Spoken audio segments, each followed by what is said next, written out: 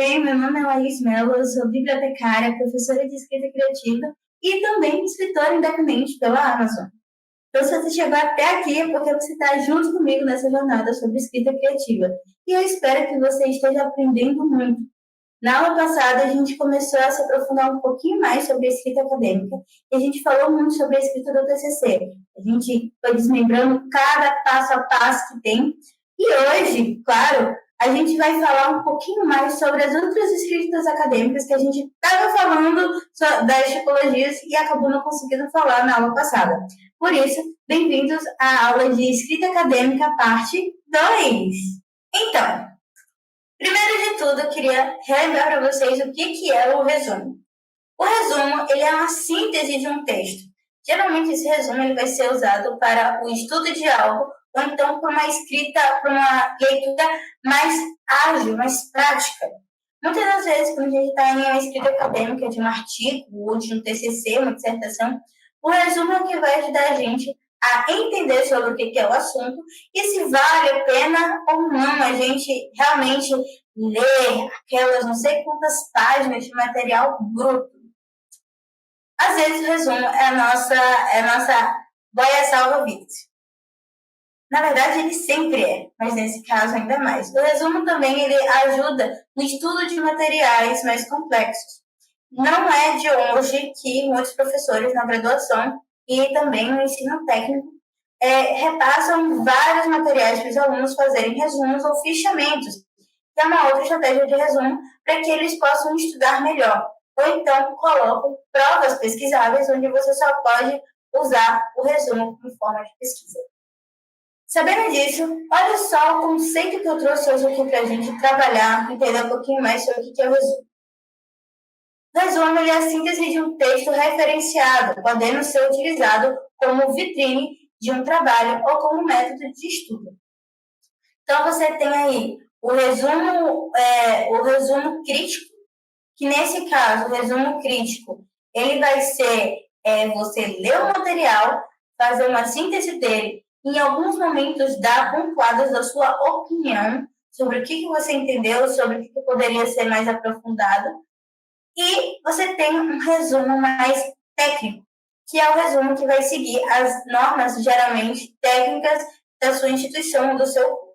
Aqui eu coloquei para a gente ver a regra da ABNT, NBR 6028, que foi atualizada em 2021. Essa é a norma mais atualizada para os resumos, né, que vão ali em artigos acadêmicos, monografias e tudo mais. Essa é a mais atualizada, mas claro, tem instituições e revistas que ainda pedem algumas anteriores, porque é mais compatível com a formatação deles. Eu estou colocando aqui a ABNT porque ela geralmente é a padrão, mas dependendo da sua área de conhecimento, de estudo, você vai utilizar MAPA, Vancouver, Chicago, tem várias normas técnicas. Então, é por isso que eu estou dando esse aviso. A gente também tem que ser muito, muito cuidadoso em relação ao resumo que vai servir como uma vitrine para o teu trabalho mais técnico. Por quê? Porque tem passos a ser seguidos. Às vezes você precisa ter uma frase introdutória mais direta e você precisa pontuar mais questões da metodologia e das tonalidades, o que vai ser diferente de um resumo mais crítico, onde tu quer fazer uma síntese e no meio daquilo colocar pequenos pontos que vão te abrir uma interrogação e vai ficar mais fácil de tu conseguir debater aquilo. Por exemplo, já vi professores que, durante o estudo da literatura, pediram para fazerem uma síntese, um resumo crítico do Dom Casmurro. E aí, quando os alunos fazem, eles falam sobre a trajetória de Bentinho até ele se tornar o Dom Casmurro. E aí você tem questões ali, que é com a Capitu, se a Capitu traiu o Bentinho ou não. Isso pode ser um ponto de interrogação que vai ser utilizado pelo aluno para ele compreender melhor a narrativa, os recursos, as técnicas do Machado de Assis em conseguir exprimir toda a autenticidade que a gente encontra em Dom Casmurro. Certo? Certo? Perdão, foi aqui um pouquinho a voz. Continuando, a gente tem aqui a questão da redação. E pontuando, essa é uma redação para concursos ou para a redação do Enem. A redação, ela é um texto em forma dissertativa argumentativa. Ou seja, você precisa dissertar sobre o assunto, você precisa argumentar, você precisa mostrar fatos e você precisa demonstrar por que eles são válidos. A questão da redação de concursos e de exames nacionais acabam sendo mais exclusivos por um pequeno diferencial, porque elas são restritas a 30 linhas. Então, é tu conseguir dissertar e argumentar em um número mínimo de linhas. Quanto menos linhas tu conseguir, quanto mais linhas tu conseguir salvar em determinado momento, é o que vai te ajudar a ganhar ou perder pontos, certo? E aí aqui eu trouxe para vocês a questão da introdução, do desenvolvimento e da conclusão. Essa parte aqui, eu vou tentar ser o mais explicativo para vocês, aprofundar o máximo que eu conseguir para vocês entenderem, né? Mas, claro, a CUTIV, ela tem também um curso só para redações de concursos do Enem, que pode facilitar também o entendimento. Então, aqui quando eu trago a introdução, eu quero te falar o seguinte. Na introdução, tu vai falar as ideias gerais e os problemas. Então, é importante que antes de tu começar toda a tua redação, tu já tenha uma noção de quais argumentos que tu vai utilizar.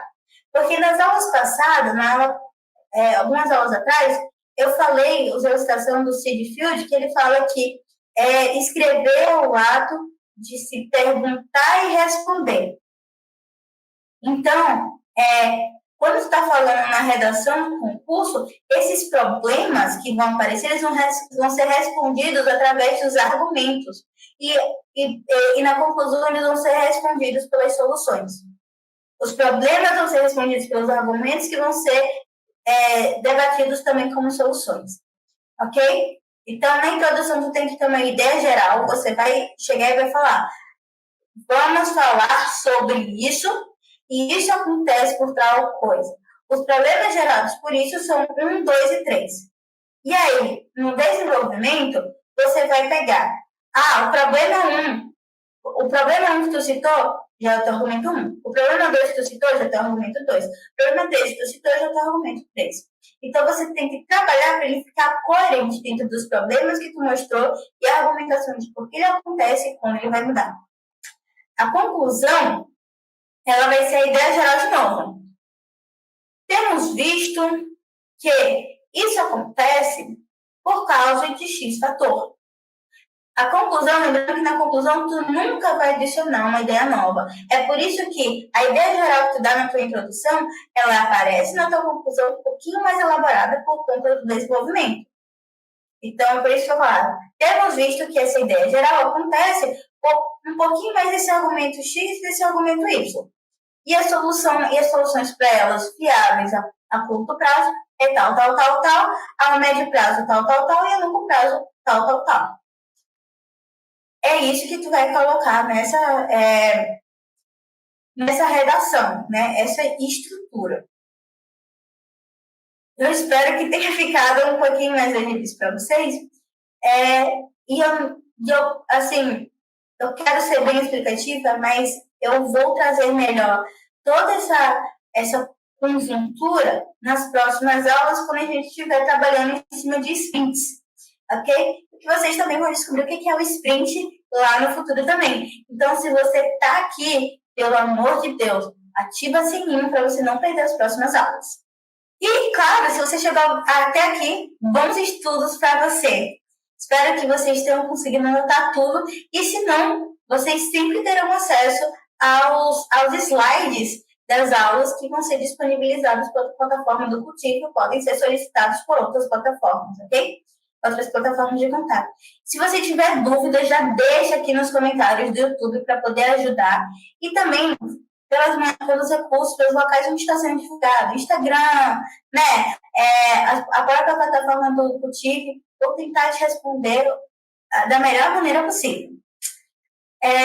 Também vou estar disponível para te responder pelo meu próprio Instagram, que é o Cursos Biblio. Então, me segue lá, que está vindo cursos bem parecidos com esse por lá e muito conteúdo toda semana.